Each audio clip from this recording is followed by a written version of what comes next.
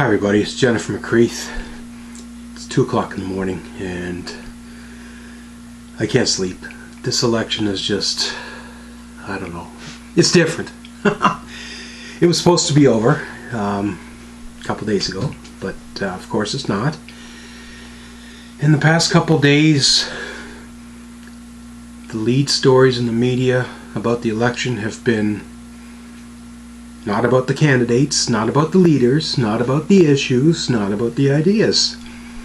It's about the chief electoral officer and party presidents arguing over whether or not they should be meeting with the chief electoral officer. I want to go back to electoral reform. The Elections Act of Newfoundland and Labrador was last updated 1991.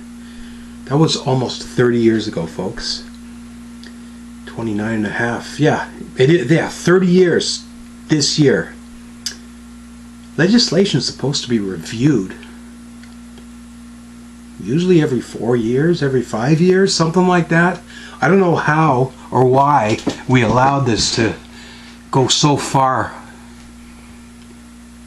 There's obviously problems with the system. The system we have right now is not working. It is broken. It is not prepared for a global pandemic. We've seen the chief electoral officer and the chief medical officer go back and forth. No, it's your idea, your job to cancel the election. No, I don't have that authority. That's you. No.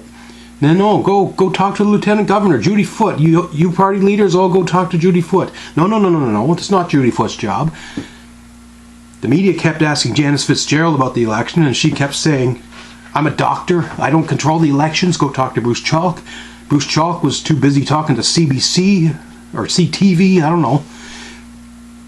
For some reason, he's gone to the national media and talked to them while ignoring the provincial media. I know legislation can be dull and boring, but I like this stuff. That's what I'm all about. I've been involved with policy development, policy implementation, policy compliance, and most importantly, my background, service integration and change management. Yeah, I love that stuff. I brought everybody to the table 20 years ago when this internet thing was still pretty new. We were trying to figure out, how do we get governments to work together with each other to help the citizen? How can we get the federal, provincial, municipal, and in some case county governments all on the same page? People don't want to have to go to 4 different offices to get 4 different government services. We now have this amazing thing called the internet. That's what I was doing 20 years ago for the Ontario government. I was bringing the feds, other provinces, and municipalities together to talk about working together. What a concept. And I'd like to take a stab at this electoral reform piece. We heard Trudeau talk about it. I believe we heard Dwight Ball talk about it. First past the post. We know it's not the best. We want to change it. We're going to change it, but it never changes. It's still here. You can run 6 different candidates in a riding, and whoever gets the most votes wins. So you divide that up by 6, we're talking 17% of the vote. And let's say half the people eligible to vote don't even show up to vote. You could win a seat as an MHA with 8% of eligible votes. That's not what I call a ringing endorsement of a candidate. It's not a strong majority. I want to talk about the Grimes rule that was brought in a while back. Brian Tobin was elected. His government, Liberal, provincial. How long ago was that? About 19, 20 years ago. And then all of a sudden he up and quit and said, I'm leaving. I know I just got elected premier, but I'm going to leave because I'm going to go and get involved with the federal politics of Jean Chrétien, who decided to call an early election. So people, they didn't get their money's worth. They thought they were voting for a Brian Tobin premier for 4 years. Instead, they got Beaton Tulk, and I don't even, who followed him? Bottom line, Danny Williams, I think, was part of the group of people that were upset as well. Said, if a leader steps down, we need to have an election. So that's what happened. We had an election when Dwight Ball decided to resign as premier. And as soon as a new leader was put in place, the clock started ticking. Now all of a sudden, this new unelected premier, well, elected as an MHA in a by-election, yes, but never formally in a general election. Right, Dasher? Come here, you. Say hi to everybody. Everybody's watching. We're gonna get a... No, hi. How's my kitty doing? Ooh, scratch. Don't be scratching me there, Dash. Ooh. Do people vote for a leader? Do they vote for a party? Do they vote for a local candidate? 7-Up. I don't usually drink 7-Up. I don't know why I'm drinking 7-Up.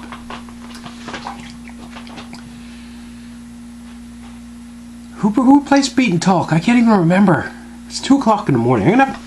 Hang on, I'm gonna Google that, because I want to get this right. Dasher, I'm gonna have to move you. Say hi and bye. Oh. Premiers of Newfoundland list. If we're gonna make a video, we gotta make it right, you know? We can't be making any mistakes or leaving anyone out. Of course, it's Roger Grimes. That's why it's called the Grimes Rule, right? Hello, McFly? Anybody home? Think, McFly. Think. Yes. What year was the War of 1812? 1812. And 13. And 14. So you voted for Brian Tobin. Instead, you got Beaton Tulk and Roger Grimes. And you were pissed off about that. The Liberals were pissed off. The Conservatives were pissed off. Everybody was pissed off. The NDP were they pissed off? Did they have any seats back then? Maybe one. Hi, Jack Harris. I think we jumped the gun. I don't think we really need to call an election just because the premier decides to pack it in and head home.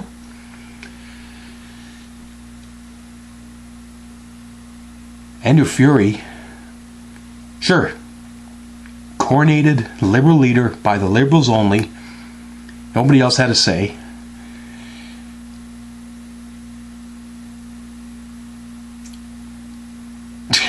This video is just really out there. I don't know where we're going here, but if we get rid of the Grimes rule, we allow elections. Fixed election. Isn't that a word we keep hearing? We're going to have fixed elections. Every 4 years on the 3rd Tuesday of October, or whatever the heck it is. That's when we have our elections. The U.S. presidential election. It's always happened at the exact same time. Every 4 years, November. You got to go back 40, 50, 60, 70, long time before. I mean, wouldn't that be nice if we actually knew when the elections were 4 years in advance and we could just plan accordingly? I get that the minority parliament thing can be an issue and that you want to bring the government down if you don't have the confidence in the House. Bottom line is, there's no reason for us to have an election right now or in August. If the Liberal minority government is doing a good job, let them survive. A year and a half. Dwight Ball wants to retire and go home and go back to whatever he was doing in his private life. Fine, let him go. The people of Deer Lake, is it Deer Lake or Grossmorn? They didn't care whether it was Dwight Ball or Andrew Furey. They voted Liberal, and then they voted Liberal again. Dwight Ball resigned his seat. Andrew Furey ran in the by-election, and he got like 75% of the vote. You want a Liberal, you got a Liberal. Does that mean we have to drag the whole province into a provincial election in the middle of a... I'm not going to swear in this video. I want this to be PG-13.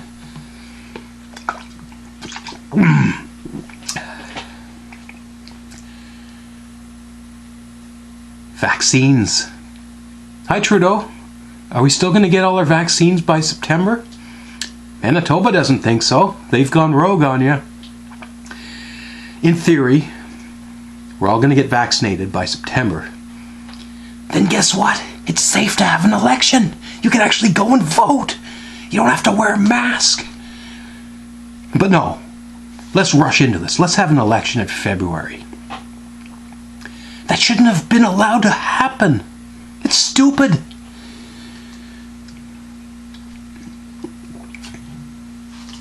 Maybe we need to have a clause in the Elections Act that says the chief medical officer can override the chief electoral officer and either deny, cancel, or postpone an election due to a global pandemic. We have global pandemics every 100 years. It happens, so put it in the act. If Janice Fitzgerald had the power to shut this damn thing down, she would do it. But she don't. She can't. We got to amend that. Janice would probably love to say, stop this damn thing. Let's get vaccinated and then vote in September. But it's just not allowed.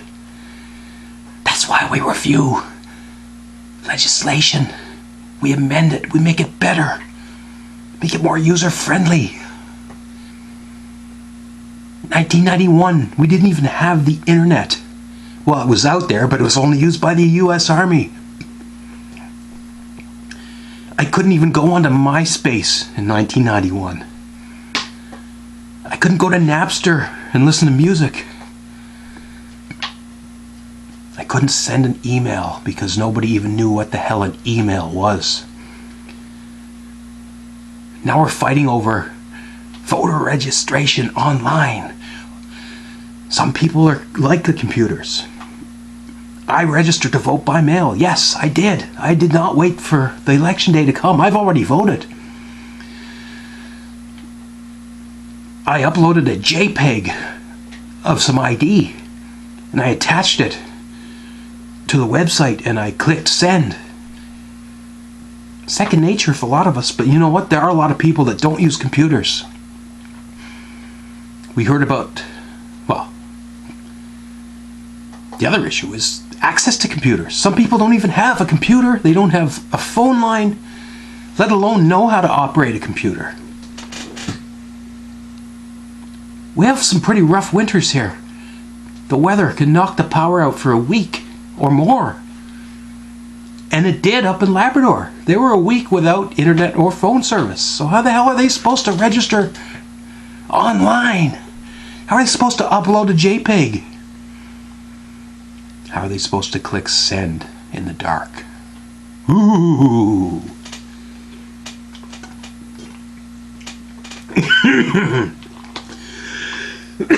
My goodness, it went down the wrong way. Bruce Chalk. He's the referee. I'm one of the players. I'm a candidate. When you go to a hockey game, do you watch the players or do you watch the referee? I'm getting sick and tired of the media focusing the camera on the referee. Is the referee a good referee or a bad referee? I don't know. I'm sure he's trying his best, but guess what? He's bound by this old legislation too. He's trying to interpret it every day. He's trying to come up with solutions, ideas, only to be told, no, you can't do that, or no, that's not going to work, or no, you don't have authority to do that. Now we've got political party presidents who are behind the scenes jumping out in front of the camera and tugging at Mr. Chalk. Come meet with us. No, come meet with us. No, don't meet with them. John Sams, Kyle Reese.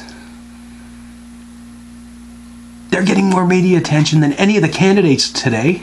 I watched the 6 o'clock news. I did not see Andrew Fury. I saw Alison Coffin, I think a 5 to 6 second soundbite. Chess Crosby was there speaking. Why don't they have a John Sams or a Kyle Reese? Who's doing that for them? I don't know. Chess was doing the talking for the party. But they don't even have the leaders. These are party presidents, the board of directors, people behind the scenes. It's like, again, we've talked about the referee. Now we've got the scouts. We've got the assistant general manager and the statisticians and the guy that plays the organ and the guy in the press box that keeps the statistics of who scores and how many goals and how many penalties they get. And we're losing sight of the issues, the people, the players, the fans. I want to talk about the issues that are close to my heart. 4 weeks ago, I joined the NDP because I was so angry at the way the Liberals were doing business. Sorry, I don't want to work with the Tories. I quit that party a long time ago. And I don't trust Chess Crosby because he liked Stephen Harper. Even Stephen Harper wouldn't let him run in the election there in 2015. You want change? Don't be afraid. Let's give the NDP a chance. I know they've had some rough years recently. Dale Kirby, Lorraine Michael, Jerry Rogers, Chris Mitchellmore, and George Murphy, the famous fivesome that couldn't get along, and that's history. That was a long time ago, and those people are gone now. We've got a tremendous, diverse list of people running in this election.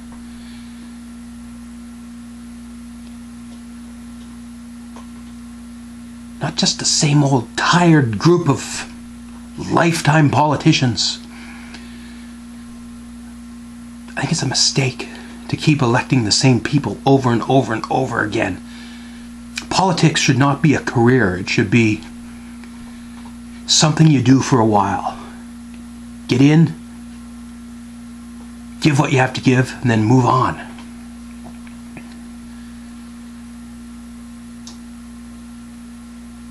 We've got a lot of young people here with a lot of great ideas. We've got the diversity. We talk diversity. We need more women in politics. That was week 1 of the campaign. We need more women. We need more women. Then we talked about the women that are running, and